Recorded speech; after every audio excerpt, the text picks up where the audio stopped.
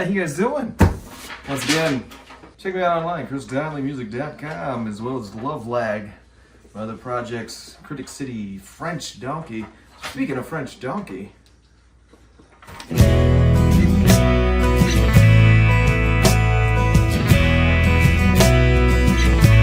that was a French Donkey song.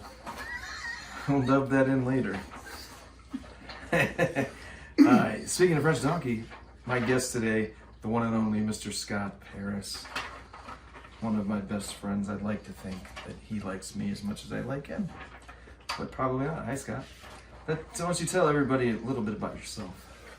A little bit about myself. Just a little, though. Not Just like, a little. Not like too much. Hi, everybody.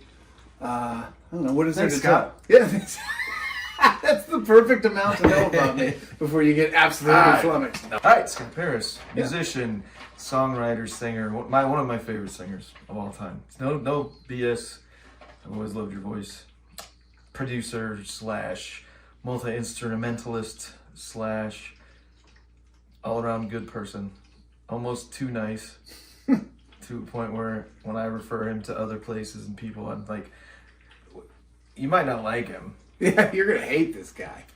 But you're going to end up loving him. Oh, that's sweet. I shouldn't have stopped. All right, I'm sorry. Go back to tell everybody a little bit about yourself, Scott. God, there's nothing to know. 20 years a musician. Some of them were good. Made a dozen albums. Some of them were good. Maybe more than a dozen. Well, maybe more than a dozen. How many albums have you put out? My God, I've never actually counted. I counted the other day. I have 35. No, you didn't. Did you really? You're lying. I have 35. You have to have at least 30.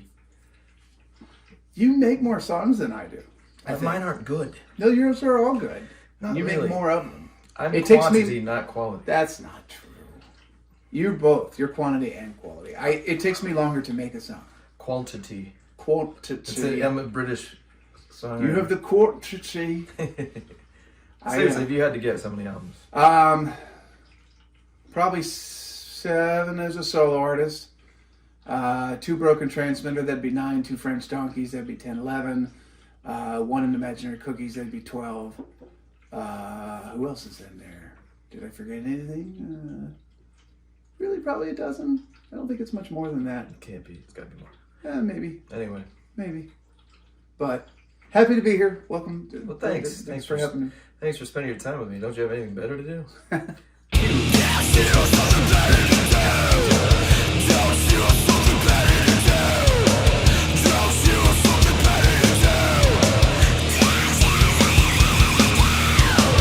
Anyway, yeah, I'm Chris Donley, singer-songwriter, believer in goodness. Youth pastor for the Chili Cook-Off. Youth pastor for the Chili Cook-Off. That's what I thought when you went to the piano. You were gonna. So I went to my barber and I said, "Just give me the Amber Alert." And then, so anyway, Need the beard. okay, if there was a single moment in your life that you could like pinpoint where you knew that you were going to be involved with music, singer or songwriter or something, it's just that bolt of lightning, could you say that you remember that moment? Yes, Really?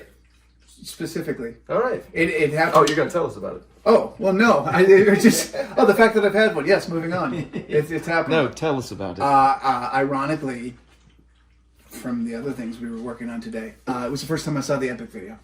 Really? 100%. 100%. So those of you that don't know, Epic is a song by the California-based band Faith No More. Bay Area. Yes. But yeah, I didn't care about music at all. I mean, rock music in particular was just something that my uncles or my dad listened to. My mom listened to country or whatever was on the radio. Kids in the neighborhood listened to rap music. And of all of it, rap I liked the best. I had a Run DMC tape. I had a LL Cool J tape. Thought it was all right. It wasn't like something you like did. Fat Boys. I didn't mind that kind of stuff. I didn't mind any of that kind of stuff. Why not? Will Smith at the time, Dad, Fresh Prince and all that. Oh boy. Why not? Whatever. I had Vanilla Ice. I had MC Hammer. Did you I really? really liked hip hop in the late 80s, early 90s. EPMD, There was all kinds of stuff. But it didn't change my life. It was just neat. And then, like I said, rock and roll was boring, it seemed. And then, saw the video for Epic on MTV. So was the Patton vocal delivery in Epic kind of, since you were already listening to? Yeah, it was because I enjoyed, like I said, music at all didn't really do it for me. It wasn't a good thing. It wasn't a bad thing. It was background. But I liked hip hop so far, the best of anything that I'd heard. You're that person that you work with that says, "Oh, I like everything. I listen to everything." Yeah. Well, I didn't even like it. It just was okay. It was in the background. Right. But yeah, so Epic came on, and it was weird. And it comes on with a hand with an eyeball that's shooting paint out of it. Yep. And they're in the rain, and you're like, why the f*** are these guys playing in the rain? Just wait till it's nice out, and then do, like you're everything about it to a 10-year-old. You're like, this doesn't make sense. There's a fish. Put that fish back in the like. What is happening with this song? And it's got a funky hip hop beat, and the guy's kind of rapping, and he sings in the chorus, and I was hooked. And I thought, this is great. And it just so happened my cousins had the tape. They had Real Thing, and they made me a copy, so I got to hear the whole album. And changed my life. Good. And then I wanted to be a singer, specifically kind of like because of Mike Patton. Because of Mike Patton. And then it wasn't seriously maybe a year of listening to that tape to death, wanting to be the singer in a band. Really? Not finding anyone who played any instruments at school or in my neighborhood or anything. I thought, I don't think I can just be a singer because there's no band. Like, what the hell am I going to sing over top of? I should play an instrument. So did you end up, like, shortly after that, like, you got guitar first, I'm assuming? I got the guitar, and this was like the second of a two-part punch, was the Teen Spirit video. Oh.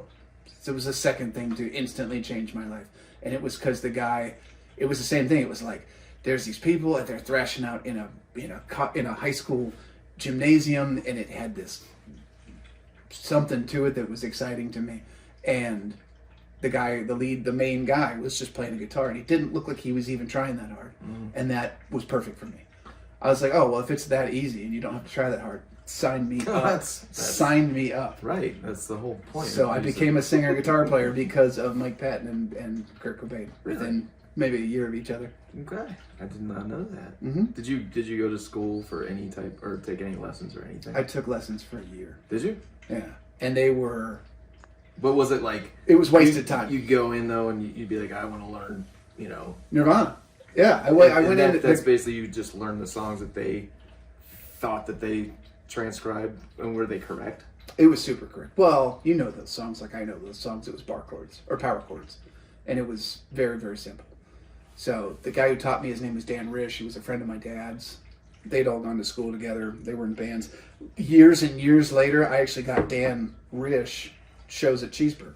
Oh, okay. So the guy who taught me how to play, 20 years later, I was getting him gigs. Nice. So it was a cool full circle. But yeah, he said, you want to learn Mary Had a Little Lamb and sheet music and scales? And I was like, I don't know what any of that is. He goes, he's like, why are you here? And I had a copy of Nevermind. And I'm like, this? I just want to do this. Cool. And he listened to it. He goes, this is crap. He hated it. He was a Steve Vai guy. He was a Van Halen guy. Like, if Satriani, like, if it was solos, he thought it was good. And if it was literally anything else, he thought it was garbage. So you're always kind of like me, like more like interested in like bands and like songwriters, and not the whole twiddly. Oh, I never wanted to shred. Yeah, I never did either. It's masturbation. It is. It's musical masturbation. I respect it, and I love it, the fact that it's there. But like, I don't even. For me, it's a big waste of time. Really, it's all a bunch of junk. Well, nobody solos anymore. You just get somebody to rap instead of solo now on the part. Keeping in mind too that I fell in love with rock music in the early '90s, and so it was grunge and it was punk and it was somewhere between. Nevermind, you 2-3 years later, you also had Dookie. You had other things that were. There's no solos in that record, True. Dookie was another one, and then even. And if there was a solo, it basically followed the melody. It was just when, and Nirvana would have done the same thing, like. Right. That's just the vocal melody again, and the Pixies kind of started that, but I hadn't figured out who they were yet. But I mean, it was. Yeah. Did you find the Pixies because of Nirvana always like loving them, and how did you find the Pixies? No, because I didn't have cable, so I didn't get to see all the cool interviews and like see how much Kurt talked about the Pixies. Other than that one random statement where they said that they thought early on that Teen Spirit was a Pixies ripoff. Right. And that one thing was like, That's cool. What's that? And then I heard the Pixies because Gotcha. a kid at school had Surfer Rosa on cassette, and we all like Surfer Rosa because there's a girl with her boobs out on the cover. Oh yes. And it just turns out that the music's fantastic. What was the first album that you bought with your own money? Was it one of those? Was it Faith No More or Nirvana? No, actually, it was still probably the hip hop stuff. It might have been like an LL Cool J record or like something. You don't know the first album you bought with your own money, huh? Just because you've been loaded your whole life. I'm very, very rich. Rich musicians. No, not at all. No, but funny enough, anytime I got a spare $5 or something, say to 10, it would be to buy music. Yeah. I wasted every dime on music. Usually cassettes because they were cheaper and I could get there faster. Yeah. Like I could get the $8 or $9 to get a cassette in 2-3 weeks, but I'd have to save up for the $17 it was for a CD or something.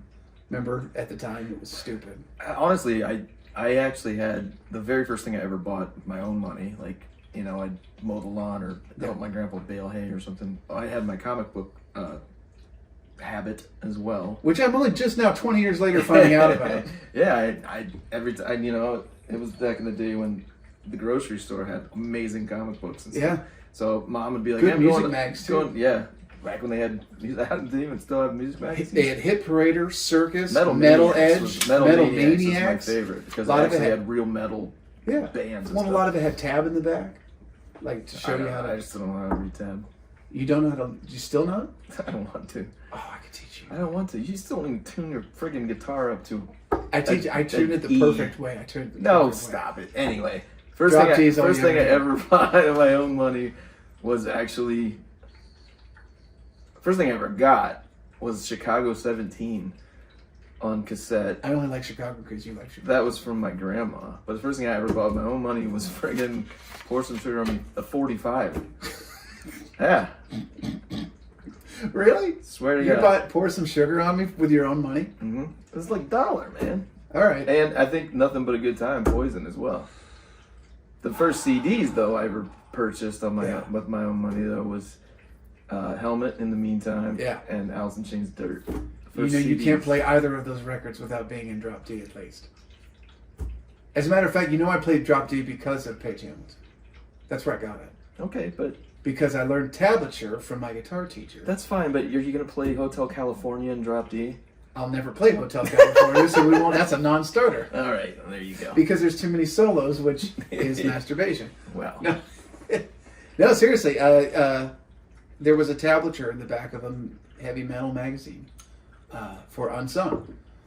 And I was reading it going, well, this sounds like crap. Because it was like, well, you don't know tab. But it was like 000-222-444.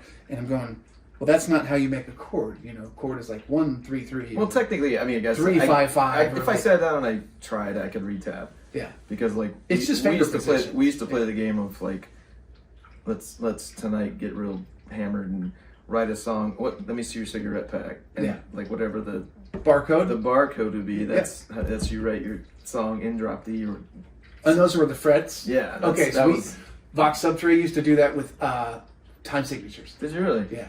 We would say we had a whiteboard and was like, "What's your phone number?" Okay, 330-232 da da da da da. And it was like 1 2 3 1 2 3 0 1 2 3 4 5 6 7 1 2 3 4 1 2 3 4 5 6 7 8 9. And that was a phone number, or that was a barcode, or it was like that was our. Those aren't even time signatures. Those are like sporadic breaks of a chug or something. But that's awesome. It's awesome until you have 10 songs in your set. You're trying to remember what the part was. That's true, but. And then God bless the singer trying to do the Meshuggah thing and figure out how to put his vocal into da da da da da da da da da. Oh da da da. What's crazy? He did it really well. Let's talk about that. Your very first band was technically what? First band ever? Yeah. It was with a couple stepbrothers in grade school. It was. We started doing covers because their dad was in a covers band and showed us like "Give Me Some Lovin'" and Mustang Sally. No, but that was the right kind of thing. It was like, oh my God, do you love me? Do you love me? Contours. Now that I can dance. We did "Wipe Out" by the Safaris. We did like oldie. It's cool. But okay, was Mainline before, that was after Vox, right? Mainline was before. Was it? Mm-hmm. So I met you when you were in Mainline. Correct. Mainline was when we met when I was on the radio. Right. And before that was Fields of Darkness. Yes. And before that was this middle school group that I was talking about. We didn't do anything special. I wrote a couple songs. We demoed a couple things on a 4-track. And then that was about the end of it. I got into metal in the high school because that's where actually that's what they liked. Well, it's funny because I got like everything you've ever probably put out, but I didn't actually really like the Mainline stuff. Wasn't terrible? Dude, I went back to it. I want to say I just had my library on shuffle, and some Mainline songs came on. I'm like, it's good. Like, thank you. But I didn't even. No offense, but like none of us knew what we were doing back then. I mean, we were guessing. 25 years ago. Yeah. I mean, at the time, it was the most important thing in my life. I mean, it was like not just the band, but I mean being in a band, trying to make a band work, trying to make the songs good. And I wasn't I wrote the vocal parts and the lyric parts, but there was no principal songwriter in Mainline. It was. You guys actually write. It was truly. I mean, like a democratic thing. It was like or whatever you want to say, where like everybody really had a say. Mikey Myers brought a lot of the guitar riffs to the table, but Floppy Bob did just as much. Right. I mean, he was equally as good of a guitar player and songwriter as anybody. What's been your favorite band or project that you've ever done? French Donkey. Be honest. I love French Donkey. You're not gonna hurt my feelings. Original? Mm-hmm. Transmitter wasn't bad. Mm-hmm. There was a minute where I really thought that was Broken good. Transmitter. I thought that was going to be the one. I did. I put the rest of my eggs in that basket for as far as time, energy, and whatever. I thought the songs were really good. I thought the timing was really good. Right. I was getting to be the end of my 30s, and I thought, okay, this is it. Everything I've learned up till now brought me here, and I can do it finally. And then it didn't really pan out, but I'm proud of all the records. Like I love R2 records. I love Transmitter's 2 records. I like my solo records. There's a couple times I thought I got half the battle right there. I got really close to not perfect on anyone else's radar, but I got close to perfect on my own radar on a couple of my records, to where I was like, that's it, that's me, that's the record I'd have made if you gave me $1 million. I was able to make it on a shoestring, and if no one else likes it, that's just the way that's going to be. Because I wouldn't have changed a thing if Sony picked me up and gave me a big budget. I'd have made the same record. So I got really close. Question this might be a question I've always kind of worried about. When I met you, you were metal all the way. Yeah. But I loved your voice. I loved what you wrote. And I'm just like, something's off about this guy. I know I'm going to be good friends with him. So when That's why you called. For real. Like, I mean, you want to talk about that? How we even met? Yeah. Spoiler alert, that's in my book too. Oh, well then, if you don't want to... Oh, no. Actually, it's one of the better... when this will even... It's one of the better parts. No, Mainline was a metal band I was in, and we got to go to Ashland, WRDL radio station. WRDL. WANBC. We were there on the invite of 2 lovely hosts, one of which was dating our bass player. So it was more of a booty call and less because our band was good, which was fine. And no one bothered to tell me that the college was a religious college. I would have maybe been a little more considerate. Nah. But we were dumb kids. Well, we were doing a shtick. I mean, Mainline was supposed to be fake evil, like Cradle of Filth evil or Slayer evil. We had that kind of imagery in the logos, in the shirts. Everything had kind of we had one with a big pentagram on it. I had a work shirt that said "Play Frisbee, Worship Satan." Like that was all part of the shtick. And we went there, and I was still in character. I was doing the shtick. We were selling the thing that was Mainline at the time. And I made some really off-color joke about microwaving our bass player to make ashes for the girls who hadn't done Ash Wednesday, that they couldn't get out to do the Ash Wednesday. And I went through a long process on the air about how we could get to murder our bassist and make ashes from him so they'd feel that they'd appease their old gods. I forget how I said it, but it was real bad. And somehow, and the phone boards lit up. It was like half students, half faculty, and like maybe a couple of people just in the listening area that like to listen to college radio that came in, all wanting my head on a pike. And they wanted us except the one call that came in that made everybody so happy. After we were in so much trouble, these girls were like, "Oh my God, they're gonna kick you out. Security's on their way," and we're like, "Oh no!" And then the phone rang like one last time, and then these two girls were so smitten. They were like, "Oh my God, Chris Donley's on the phone." That's not what happened. That's 100% what happened. You weren't in the room, dude. They were like, "Oh my God, the singer of Syndos is on the phone for you," and I go, "What's that? That's not what does that true. mean? What's this?" And I talked, and it was you. And all you said was, "Is this the singer?" I said, "Yeah." And you go, "Dude, you're really funny about myself." And I was like, "Thank God you got it. Great.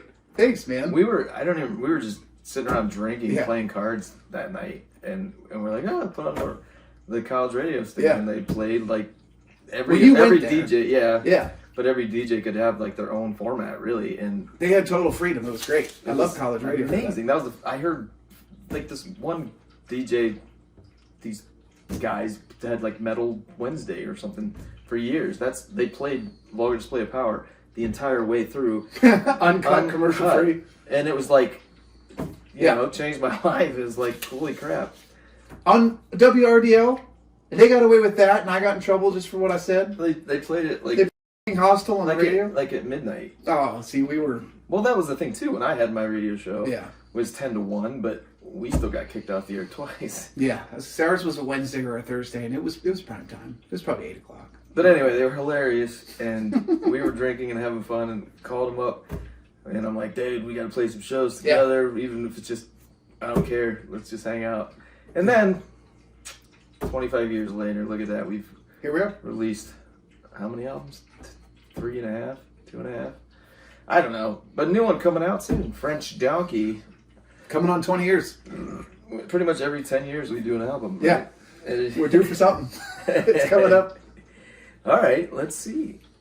If you go back in time and like sit in on any recording session or band or just any certain time in the history of music, what would that be? Like, that'd be cool. UB40 re-recording Red Red Wine, or right. That's an interesting first go-to. Well, that'd be pretty cool, dude. So like, fly on the wall, they can't see you. Like your presence, or you are. Who knows? I don't get your presence doesn't interfere with what happens. Because I would hate for that to happen. I wouldn't go if I thought who knows it would change the DNA of the situation. It doesn't change it. You're fly on the wall. It would have been cool to see the Flaming Lips record the Soft Bulletin. God, what else? I'm not a big Red Hot Chili Peppers fan, but I just feel like they would have been really interesting to watch them record Blood Sugar Sex Magic in that house. Just because the footage from the documentaries and stuff, just make it look like that was a really explosive, cool... One of my favorite snare drum sounds. From that record? From that album. Chad Smith's a beast. Nobody gives Chad Smith enough credit. But the weird thing is, I don't think I've owned a Chili Peppers album since One Hot Minute. Because it disappointed you so much. Oh, no, so it didn't disappoint me. When I saw him on that tour. Did you? I love Dave Navarro. He's one of my favorite. But he's not good on that album. Ish. It's all opinion, baby. I don't know. All right, that's fair. I don't even think they said California once on that album. That's probably why I liked it. That's probably why it didn't sell. That's why they're like, scrap this. We can't do this. Just kidding. Get Frashani back. No, I rode my bike to the record store and bought One Hot Minute on CD. I trusted it. I spent all the money and bought it on CD the day it came out. And for me at the time, riding my bike that far, that would have been from Diamond Estates to North Canton by Hoover and then back. I'm trying to think in terms. That would be downtown Cleveland to Lakewood. Really? Yeah. On my bike as a kid. I don't know. It would have it's been worth it, baby. Yeah. Well, it was all I had at the time. It was an obsession. All right, so Chili Peppers and... That would have been fun. And, I don't know what else. Flaming Lips? I'd like to see how the Queens of the Stone Age recorded. It would be cool to be out in the desert. Really, anybody who has a unique recording studio, I think it would have been neat to see their process. You know?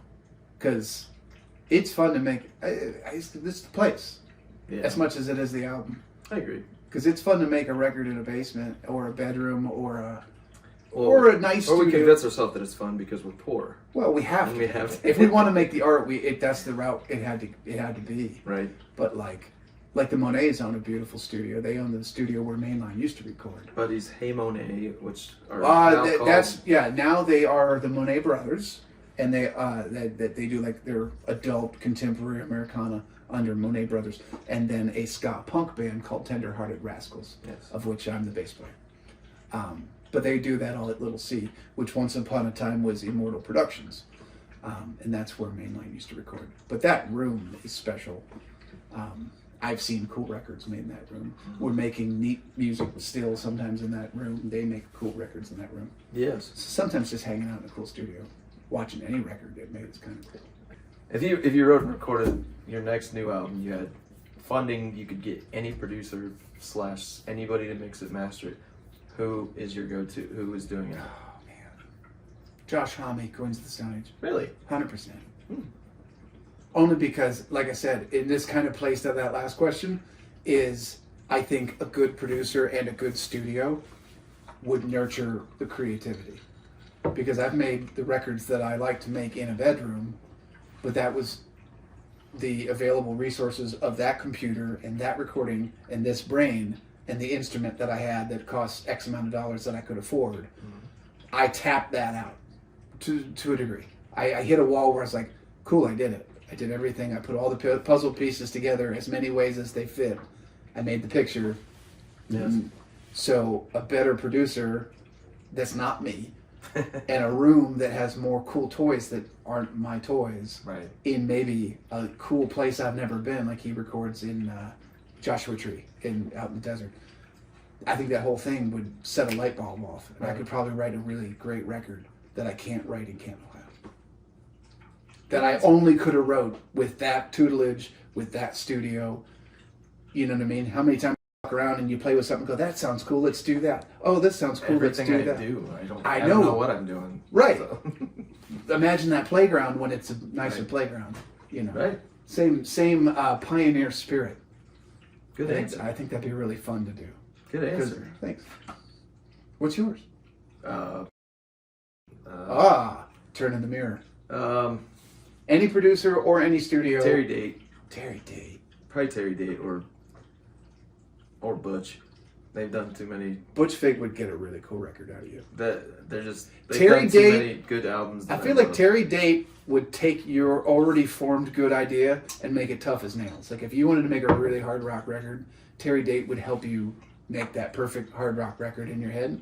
And I Or feel Dave like, Jordan. he's dead. He is? I didn't know that. All right, well then not I Dave think Jordan. he just died last week. I'm sorry, dude. You're talking from Jane's Addiction and Alice in Chains, and he just died last week. All right, never mind. All right. No, that was Butch Vig, and he could do really great things with you. Well, Because Dave Jordan would have been on my list too. Really? Because Dirt and Ritual and Yeah. 100%. I used to study those recordings. Anything that had Dave Jordan's name on it, I'm not even kidding. Put on headphones, listen to exactly how he panned. Like, oh, he likes to put the tom drums really wide, and it makes the room sound bigger. No, he likes to put the one guitar way over here. I used to make notes about that. Like a nerd. Yeah, Just kidding. I did. What do you want to do with your life? I want to rock. Scott Paris, my boy from way back when, one of my favorite singers, songwriters. If I won the lottery or had my way, you would just be making music for just me. You've said that to me before. I drink a lot, No, I love that. I mean, but I do drink a lot. wow. You've said that to me since 2002. Oh my god! What are your top 5 bands off the top of your head? Top 5 bands Yeah. presently, Whatever. anytime, Whatever. still alive and current, or just whenever. Doesn't matter. The top 5 bands for me. Queens of the Stone Age is definitely up there. They're a favorite. The Strokes, I think underrated. Okay. They don't have a bad record to me. God,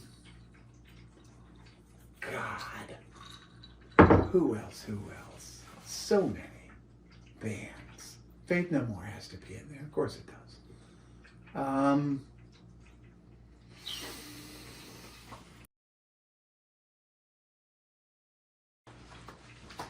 That's a tough question. Is it? Silverchair. Really? Oh, yeah. Wow. Yeah. Just because we're all roughly the same age, and I felt like I was always jealous of what they were doing next. I mean, they haven't been active in a long time, but even Daniel Johns is a songwriter post Silverchair. He's always one step ahead of me. Whatever he gets into is like, oh, you discovered that before I did. That's really cool. Well, you're probably... I don't know what number 5 would be. 5 would be Critic City. Come on. Anything Chris Donley. What? You lying sack. Chris Donley and any given backup band. If you could join any band, not really... Who would it be? Gnarls Barkley. Really? Which I thought of because Klinghoffer played guitar with them. Oh. Because that's Danger Mouse and I can't place his name either. oh my god, CeeLo Green. Yes. Yeah. Again, underrated. Not just a gimmick, not just the one song. Crazy's a great song, but like they put out 2 solid records. And their live band was tight as nails. CeeLo Green is not BB and CC Winans' son, is he? I don't think so. Baby CeeLo? BB. CC DeVille's not related CC to him either. BB King, yeah, I think is yeah. a cousin. Well, his guitar was called Lucille, so BB and Lucille makes a CeeLo. No. CC Peniston? Remember her? She was great. She was great. Gigi Allen was in there somewhere. ZZ Top. ZZ Tops. Yeah. What is a song you wish you would have written? Oh God. Oh God. Happy birthday. No, and that's not just because it's you asking me on your show. Dandelion. What? 100%. Oh, whatever, dude. Best song I never wrote. That's why I covered it. Well, thanks, pal. Scotty covered one of my songs from my First solo record. first solo record called Dandelion. Check it out. It's on all streaming. Go ahead and steal it. Or you can buy it on BandCamp. Asking questions, just silly questions. Top 5 albums right off the top of your head. All time. Oh, you know what's funny? I had that same idea for a podcast episode. Mare de Gnomes by Perfect Circle. Good. Love that one start to finish. Good God. Probably Jane's Addiction's Ritual, Day Love Habitual. Not a bad song on it. Start to finish. Again, I'm a huge Queens of the Stone Age fan. I'd have to say, Like Clockwork is awesome, start to finish. What else? I know there's other ones. Tame Impala's Currents, really good start to finish. Man, I want to say something classic, but I don't like. Well, okay, just it's safe, but Pink Floyd Starks By the Moon. Really? I love it. Interesting. What's the best memory from being in a band or This writing or producing? Like, seriously, do you have like a best memory? Just anything relating to music. Could be going to a show, playing a show. I mentioned this in my book too, not to like drop that, but like Green. Go ahead, actually plug the book. I got a book coming out. It's 20 years worth of stories about kind of like this, about being in bands and the stuff that you probably don't recognize if you're not in bands. Maybe the stuff you don't know happens. Maybe the stuff you do know happens and people don't talk about it. Good, bad, and different. It's called The Cover Band Conundrum. It'll be out shortly. It's done. It's just waiting for it to go to the printing press. But where can they get that though? Just so we know. Amazon, Barnes and Noble, all of it. Paris. It's going to be digital for your Kindle or paperback, which I prefer the paperback because it's real. Kind of like. Other pictures or anything? There's no pictures. Okay. I had to pay extra for that. I Okay. don't have it. Okay. I have pictures. I thought about making a companion website or something where you could go after you read it and go, oh, in chapter whatever, there's the picture of the thing and he talks about it. I thought about it. It's awesome that you did it because I told you I went back and to the rants from back in the day, just from 25 years ago. I used to do a little thing on my old band's website called My Rants and Raves. Yeah. And like those are always good to read. But what I did, or what I'm doing still, is I'm putting the rant, and then literally how much I've changed. Okay, then and now. Then and now, and just being like two sides of a page. You put the original and then the it's and then update it. But that would be a really good read. So like, I mean, I didn't realize I wrote so many of those things, man. Holy dude! crap. I used to get. I remember the Sindus zine, the Sindus Bible. Sindus Bible. No, really, I loved it. Well, that's how I knew your writing was good. I knew your songwriting was good, but your actual writing in your zine was always really great. My mother used to help me write the Bible. Did she? Was she Horse-Ass Johnson? I'm not at liberty to say who Horse-Ass Johnson was. Fair enough. I'll never know. I'm okay not knowing. Because in my mind, I have a whole different picture, and if I learn the truth, I'll be like, oh, that's something. So there was a person that would write the weekly news updates with the band back in the day. His name was her name was Horse-Ass Johnson. Yeah. Shows you that I remember, though. That's right. I was a big fan. But yeah, but in my book I talk about how much I enjoyed green rooms. So that was the answer to your previous question. Gotcha. My favorite part of any tour, big show, even TV show is usually the green room, because if you're playing in a little record store, the green room is a wash closet. If you're playing at the Comic-Cons we used to play at, the green room was a tent or a tarp over a stick, and it was just where they put all the bullshit, like the boxes of giveaways and the costume changes for the next act. Like it was nothing. Or then you go to the casino, like a Hard Rock or something, and it's super bougie with leather furniture, and like Joan Jett had just sat there the night before. Or you go to like the Agora or the Odeon, and the leather couches are all beat up, and you're like, Phil and Selmo definitely did on this couch, and now I want to sit on this couch, like, and do no, maybe don't do it, but you know what I mean. Like, there's always a story in one of those rooms, even if it's a thrown together one. It's a little thing that no one else gets to see usually, and that's my favorite part. Gotcha. Last good book you read? I'm right in the middle of one. There's a collection of Kurt Vonnegut letters. It's literally called Letters. And it's kind of like your rants. It's a collection of things he's written over 50 years of correspondence with people that a good friend of his collected, put in chronological order, and then published as a book with the stories that go along with them. Very cool. It's awesome. Here's my book of this episode. It's not even really a book, but it's The Thing art book. The movie from The Thing, 1980. Did John Carpenter write this? It's not even, dude, it's all artwork from... Afterward by John Carpenter. Okay. It's different artists' representations and like alternate movie poster ideas, just random people, and it's the coolest book. This is great. So yeah, The Thing. And there's not many words, so if you don't know how to read... It's all pictures. Yeah. You're in really good shape. And I think if you scratch hard enough, it's like scratching. It smells like The Thing. It smells like cadaver meat and dogs freezing in the snow. And yes. But it's a cool book. Yes. I don't know. I'm thinking about like if this actually works or anything. You know, I might even try to like sell some of my paintings and stuff, and maybe donate the money to charity or something. But yeah, like just bring some art and culture and silliness and fun back in this world, because we need it right now. All right. Finally, last question. Don't they have something better to do? Don't they have something better to do? They have something better to do? There's something to that. Yep. Finally. Yes, sir. Who other than Chris Donley do you wish you could hang out with? Just in general? Just in general. Chris Donley's a pretty good hang. pretty For good. Who is there any like hero you have, or you know, somebody that? A lot of them are dead. Is that sad? Is that sad to say? Like Bourdain would have been on the top of my list, Right. Because I think he would have been super cool. Agreed. I mean, or like how many musicians we look up to. Like you've got a Cornell book over there. He'd have been a good hang.